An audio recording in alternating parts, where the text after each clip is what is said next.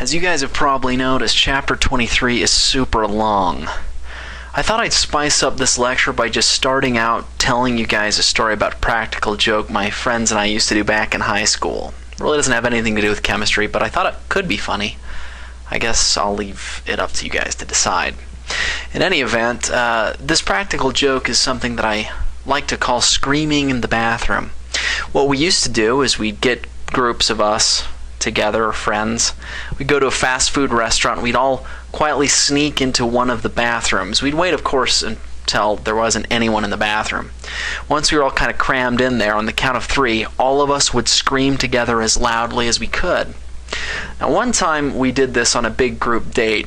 We left one of our friends outside the restaurant filming it, staring through the front window of the restaurant.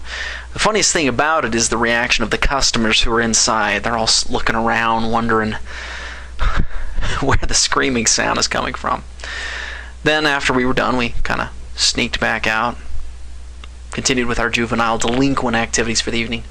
The other funny thing about that footage is the fact that even though my friends outside the restaurant, our screaming was so loud you can still hear it.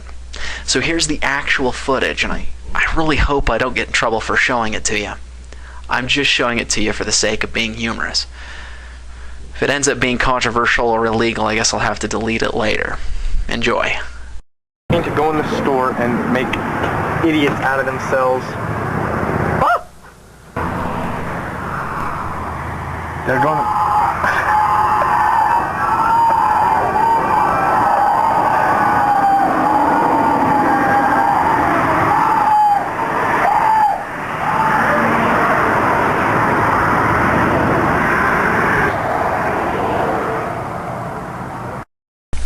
Alright, now we're going to get back to business. After you guys finish this, our second PowerPoint presentation from Chapter 23, I expect you to be able to do the following. Explain to your peers how thin layer chromatography works. Know how to synthesize amino acids using the 4 methods addressed in Section 23.6. Explain to your peers what a peptide bond is, what a peptide is, and what a protein is. Know how to synthesize peptides as described in Section 10. Know how to determine a peptide's primary structure as determined in Section, or as described in Section 13. And define the following terms: primary, secondary, tertiary, and quaternary structure. I also want you to know how to determine the amino acid sequence of simple peptides for problems that involve Edmonds reagent, trypsin, or chymotrypsin. And of special note are the sections that we'll be skipping: 7, 9, 11, and 17. Our first concept is this magical little thing called thin layer chromatography, or TLC. I sometimes jokingly tell my friends in research who are facing difficulties with identifying their compounds, you need to give your reaction a little more TLC. And what is TLC?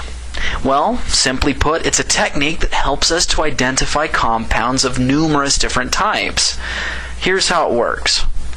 We spot a diluted mixture of multiple compounds at the bottom of a plate, right here. We then submerge that plate bottom into an organic solvent. We then let the solvent crawl up the front of the plate by capillary action. As it goes, it drags the different amino acids in our mixture up the plate and separates them according to their solubility in the organic solvent. So these 3 spots here were all 3 individual amino acids in this hypothetical example that were found in our original spot here. They get dragged up the plate by the solvent and they separate out according to their solubility in that solvent. The amino acid that's the most soluble in the organic solvent, and hence the least polar, moves the furthest up. The amino acid that is the least soluble in the organic solvent, and hence the most polar, stays closest to the bottom. So remember, organic solvents are non-polar. So compounds that are very, very soluble in non-polar solvents will go up the furthest. And compounds that are less soluble, or hence more polar, will go up less. I hope that's clear. You're welcome to pause that and rewind it a couple times if you want. But here's the deal. We can use this technique to identify amino acids if we want. We can also use it to identify a whole host of different compounds as well. Let's take a look at a hypothetical example. Let's pretend that before we developed our plate, we suspected that our spot happened to have an amino acid in it, alanine. And so we happen to also have somewhere on our shelf a bottle of pure alanine that we purchased in the store. What could we do? We could co-spot at the bottom of the plate over here to the right a spot of alanine from our pure known sample and develop it at the same time as our other amino acid mixture. Now, if that spot moves up the plate by the same amount as one of the spots in the mixture, then we can conclude that the matching spot, this red one here in our mixture, is also alanine. Does that make sense? This enables us to use thin layer chromatography, or TLC, to identify compounds. So if I have a compound that I know, I can co-spot it on the plate, develop it up simultaneously with my mixture, and identify the corresponding spot for my mixture as being the same compound. I hope that makes sense to you. The bottom line is this. TLC separates compounds by solubility. The least polar compounds move up the plate the furthest, and the most polar compounds move up the plate the least. So now we move on to reactions. Are there ways to organically synthesize amino acids? You bet. Here are the ones that I expect you to know. First, you can synthesize amino acids by using the Hell-Volhard-Zelinski reaction, which we discussed first in Chapter 19, followed by treatment with ammonia. Here's how that works. You guys may remember that if I begin with a carboxylic acid or another carbonyl-containing compound, and I treat it with bromine and water or bromine and acid, I can selectively brominate the alpha carbon. Now, it turns out for carboxylic acids, you often have to add phosphorus tribromide and then quench with water. This is called the Hell-Volhard-Zelinski reaction. If you react this intermediate with ammonia, it does a substitution reaction to give you this product, which is an amino acid. Hence, we've just learned one way of organically synthesizing an amino acid. Let's learn another way. Reductive amination. We first discussed this back in Chapter 18, and you might remember me telling a humorous anecdote or two about it. If you start with this type of compound, which is an alpha-keto carboxylic acid, that is, a carboxylic acid that has a ketone at the alpha carbon. If I treat that with excess ammonia, what occurs is this oxygen gets replaced with a nitrogen, forming an imine. Nitrogen, which is doubly bonded to the carbon, can then be reduced using hydrogen gas and palladium carbon to give me this product, which is an amino acid. Now, there's an even more efficient way to synthesize amino acid, and that's by doing a combined malonic ester / Gabriel synthesis. We've talked about these individual reactions in these chapters right here. How can we combine them?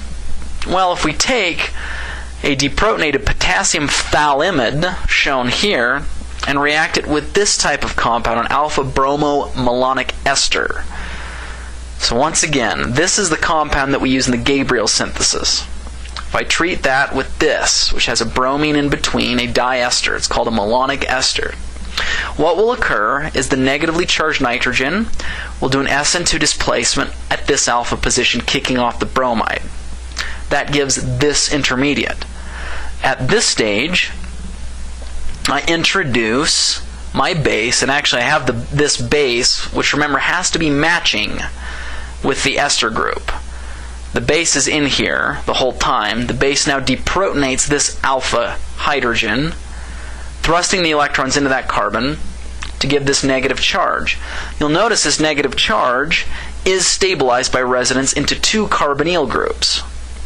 At this stage, I introduce an alkyl halide that has whatever R side chain I want to eventually have end up in my amino acid.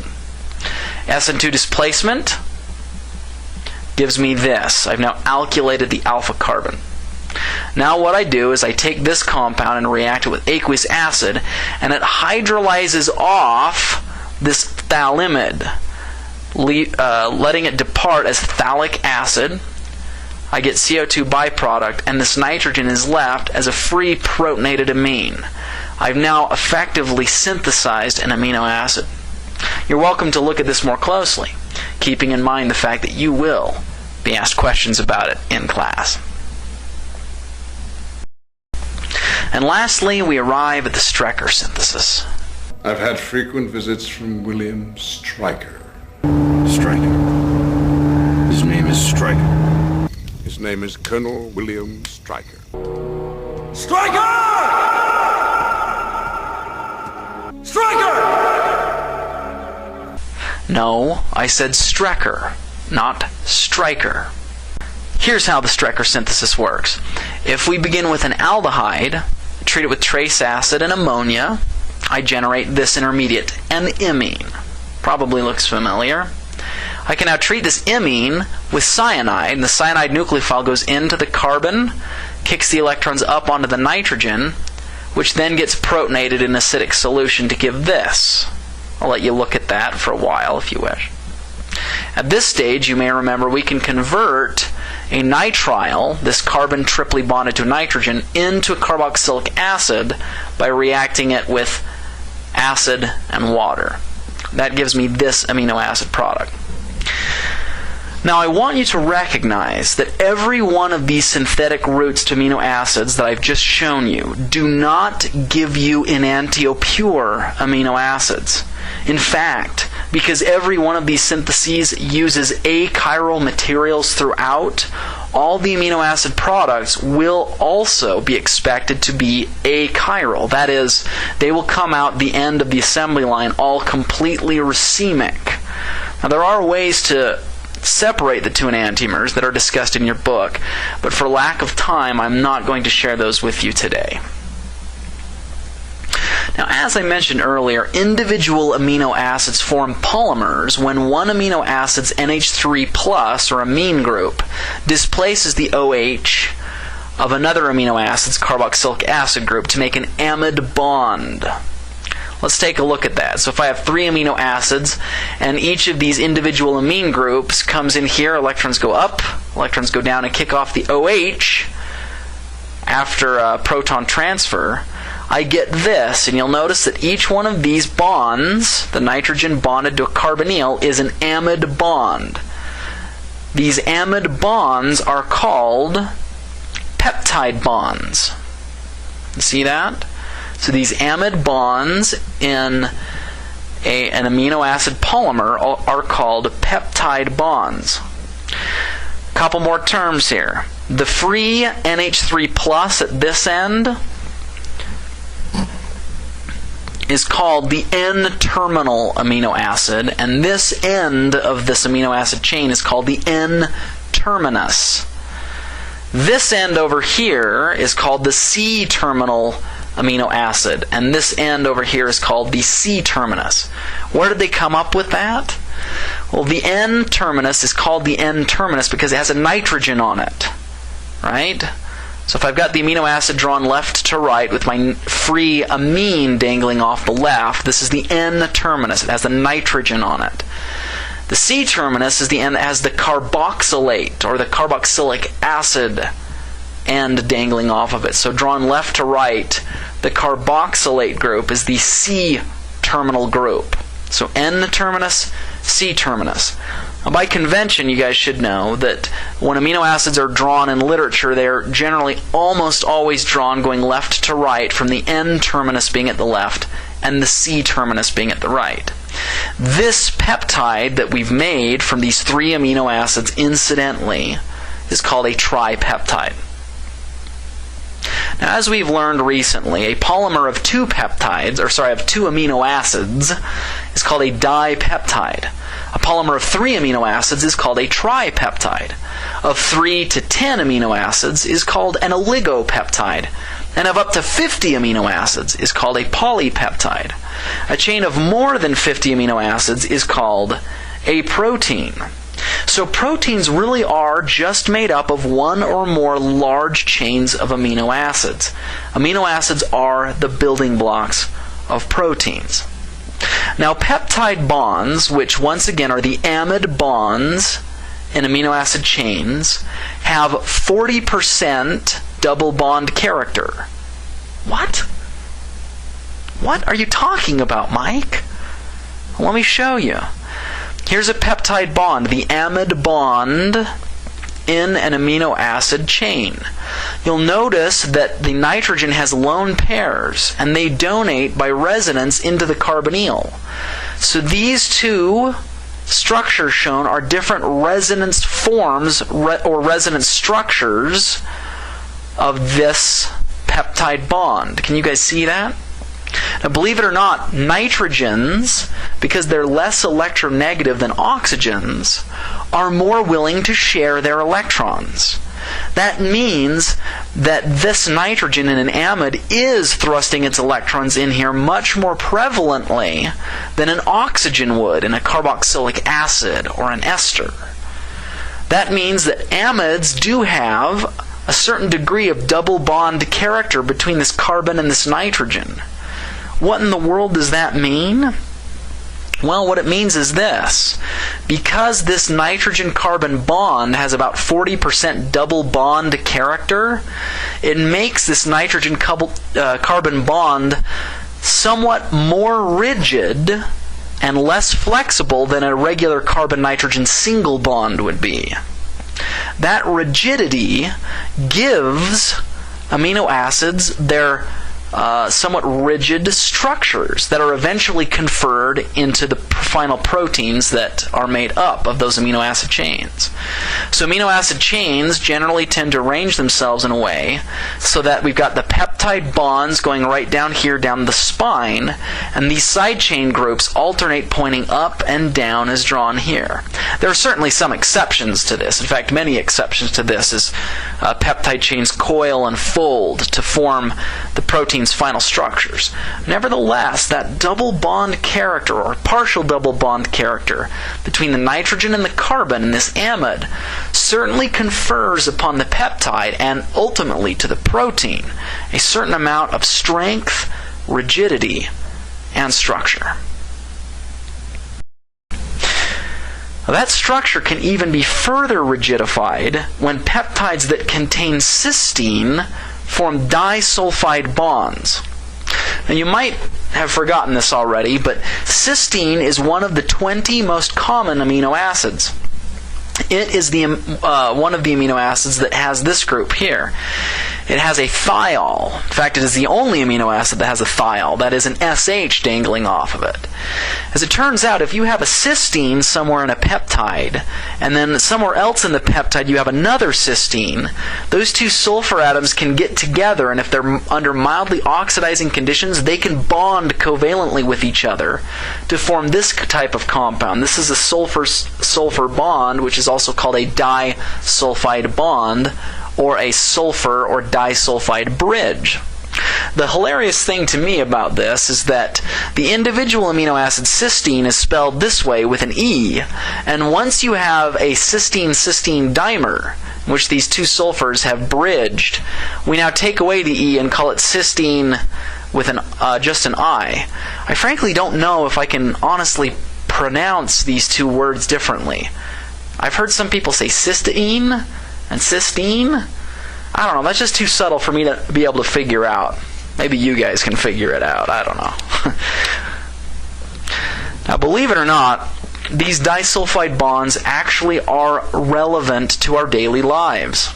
You see, over 90% of our hair is composed of proteins called keratins, which are rich in disulfide bondage. As it turns out, people with curlier hair have more disulfide bonds in their hair than people with straight hair. So check this out. Let's pretend this is a huge protein, and this ribbon here is really kind of a shorthand way of representing a long amino acid chain. Let's say that along this ribbon there are several cysteine amino acids that all have their thiol groups pointing out here.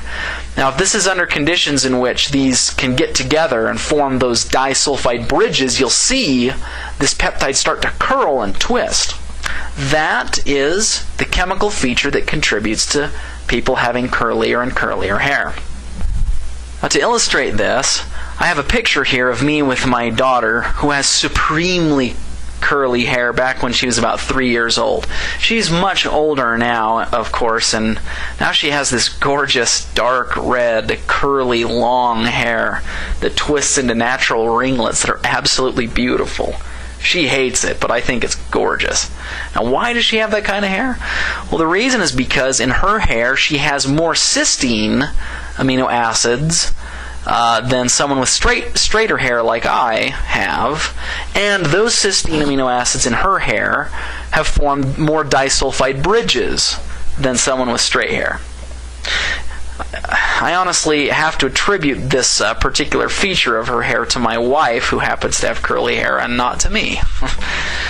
In any event, disulfide bridges contribute to the curliness of our hair, and these can be manipulated chemically.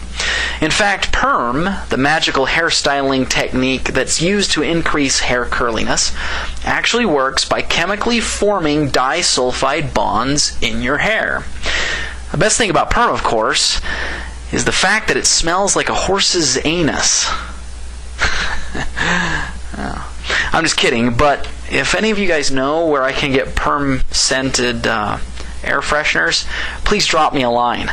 There's nothing more wondrous than coming home to a house that smells like a field of moldering yak carcasses. The sweet smell of perm.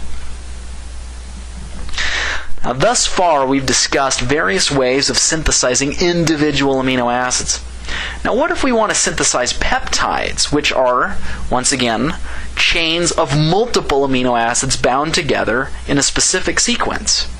What if I want to do that? Prepare to be dazzled. I wish, of course, to begin with a hypothetical example. Let's pretend that we wanted to synthesize this dipeptide. That is, a dipeptide that has glycine first and then alanine. That seems simple, right? We should just be able to stir glycine and alanine together, and they should dimerize to form glycine-alanine peptide, right? No problem, right? Wrong. See, if I take glycine and alanine and I stir them together, and I want them to form this dipeptide, glycine-alanine, on paper, it looks like that should work just fine. The nitrogen of alanine comes in, displaces the OH or the carboxylate group on the glycine, gives me my peptide, no problem. Should work, right? The problem is that there are multiple other ways that these could dimerize. See, this alanine here, instead of attacking another glycine molecule, might in solution attack another alanine molecule. And if that happens, then I'll get this dipeptide, alanine-alanine. This glycine could do the same thing. It could condense onto another glycine molecule, giving me this peptide, glycine-glycine. And, as you might guess, this glycine molecule might have its nitrogens come in and displace the carboxylate and the alanine to give me the opposite arrangement of the peptide that I want, alanine-glycine, as opposed to giving me glycine-alanine. Do you guys see the problem here? So what in the world can we do? How can we just get the one peptide that we want instead of this crazy mixture? I'm going to answer that in the next slide. Okay, so I'm going to show you guys what to do, but I need to warn you that the method that I'm showing you here is actually a lot simpler than the one in your book. You're welcome to study both if you wish, but I highly recommend focusing on this one because it's just, for me, easier to understand. So in order to get the peptide that I want, we have to devise a way of individually inactivating the NH3+ of one amino acid and the CO2- of the other amino acid. How do we do that? By individually and separately protecting them. Once we've done that, then we can react those two protected amino acids together with each other. Here's how that's done. Now glycine, which is the amino acid that I want on the left side of my dipeptide, gets treated with this crazy looking reagent right here that's called ditert-butyl dicarbonate. Now I don't want you guys to crap your pants when you see this reagent right here. It really isn't as crazy as it looks. Let me show you. What happens here is when I introduce base, the base will deprotonate this nitrogen to give me just an NH2. The lone pairs on the nitrogen come into this carbonyl, as we've seen so many times. Electrons go up, electrons go down, and then they kick off this whole section here that's a leaving group. That ultimately gives me this product that has this nitrogen forming this bond to this carbonyl carbon that has this tert-butoxy group dangling off to the left. Now I want to tell you guys, this group, which is a nitrogen protecting group that's used very commonly, is frequently referred to as a TBOC group. You see that? This is called a TBOC group. It stands for tert-butoxy carbonyl. But you guys can just call it TBOC. Alright? Now I need to separately inactivate the oxygen here on the carboxylic acid of alanine, which is the amino acid that I want to have end up on the right. Now that's super easy to do. The way I do that is by converting this carboxylic acid into an ester. You guys have seen this reaction before. If I take this amino acid and I treat it with an alcohol, and the alcohol that I'm going to pick is tert-butanol, and I also add catalytic acid, it will do this reaction. What's the name of this reaction? It's called Fischer esterification. You guys even ran it in the lab, for those of you who are in my lab class. So what I've done is I've converted alanine into the alanine tert-butyl ester. Okay? That essentially masks or inactivates this OH and converts it into this bulky, sterically cumbersome group. So what you guys can see that what I've done in these two separate reactions is I've protected the nitrogen on glycine, which is the amino acid that's going to end up on my left. I've also protected or masked the OH of alanine, which is the amino acid that will end up on my right. And these groups that I've highlighted in these cute little colored boxes are the protecting groups for these individual portions of these molecules. Now once I've done that, I'm ready to react these two protected amino acids together. So if I take this molecule, TBOC glycine, and I treat it with my alanine T-butyl ester and DCC. Remember, DCC is that reagent that sort of speeds up nitrogens kicking off an OH. What will happen is this nitrogen right here will come into this carbon right here. Electrons go up, electrons go down, and it ultimately kicks off the OH. It's not truly an OH. What's occurring here mechanistically is the oxygen, or the OH, is being activated as a better leaving group by the DCC.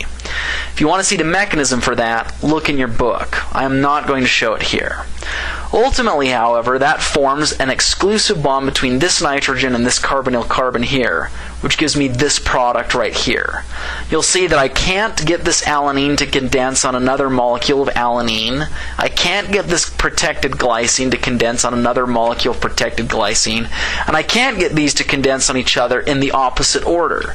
The reason is because I've masked the amine of one, this glycine, and I've masked the carboxylate group of the other, this alanine. So the only way these are can be left to react, practically speaking, is to have this amine come in, condense here, and give me this amide bond shown right here. I hope that makes sense. If you need to pause it and rewatch this a couple times until it becomes clear, please do. Now at this stage, I can take off this TBOC group, and I can hydrolyze this T-butyl group by just stirring it in aqueous acid. That gives me back this free, deprotected dipeptide in the exact order as the exclusive product that I want. Now, slight variations of this approach can be used to synthesize peptides containing many more than just two amino acids. In fact, an automated version of this process, which was developed by R. Bruce Merrifield, who won the Nobel Prize for it, allows efficient syntheses of peptides that can contain many, many dozens of amino acids in length to all be done automatically by machine. I don't have time to cover this automated process in detail, and I wish I did, but I will direct you guys to section 11 of your text if you wish to learn more about it. On a slightly irrelevant tangent, I should mention that I once toured a very small facility owned by a researcher who sold custom-made peptides for medical research, which she synthesized using this very automated Merrifield process that I've just been discussing. Although the automated peptide synthesizer was quite expensive, I think it cost $500,000 or maybe $1 million to buy, so were her fees. As a result, she managed to pay off her synthesizer very quickly and was making, when I met her, a veritable buttload of money selling custom-made peptide chains for medical research. Well, to me, this seems like a very good place for us to stop and take a break. So I'm going to let you guys do that. I'm going to let me do that. And then we'll push on with part 4, the final conclusion of chapter 23. Have a good break.